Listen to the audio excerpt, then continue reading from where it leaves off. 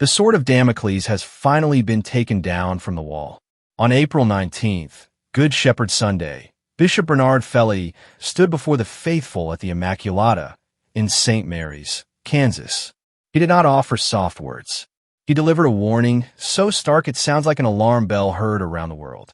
According to multiple sources, the bishop told the congregation that there is a very high probability that he, his priests, and every soul in that chapel will be declared excommunicated and schismatic within weeks. The date is July 1st.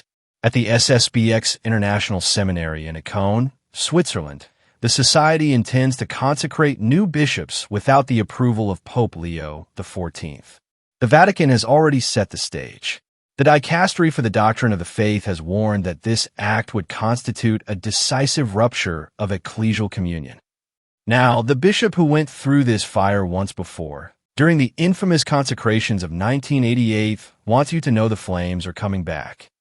Why would a bishop voluntarily walk into automatic excommunication? Under canon law, anyone participating in an unauthorized consecration incurs a lati sententiae, automatic, penalty reserved to the Apostolic See. The SSPX currently has only 2 surviving bishops, Bishop Fellay, 67, and Bishop Alfonso de Galarreta, 69. Both are aging. If they die without successors, the thousands of faithful who rely on the Society's sacraments will simply be abandoned.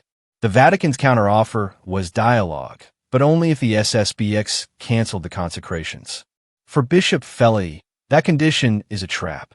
He has lived through the broken promises of 1988. He warns his flock that the Church is now forcing themselves to do it, acknowledging the tragic necessity of the impending separation. This is the human face of the crisis, a shepherd who would rather be wounded by the Church than allow his sheep to starve. The tragedy deepens when we look at who is doing the criticizing. 2 cardinals revered by traditionalists, Bernard Müller and Sarah, have publicly pleaded with the SSPX to stand down. Cardinal Sarah argued that fidelity to tradition cannot be separated from obedience to ecclesial authority. They fear an irreversible rupture that would tear the mystical body of Christ. Yet, the SSPX does not walk alone. Bishop Athanasius Schneider, a man known for his doctrinal clarity, has called for Rome to grant the mandate as an act of mercy. He warns that attacking the SSPX as schismatic is not helpful when other prelates openly spread heresy without consequence. The clock is ticking. July 1st is not just a calendar date. It is the potential funeral of the uneasy peace that has existed since 1988.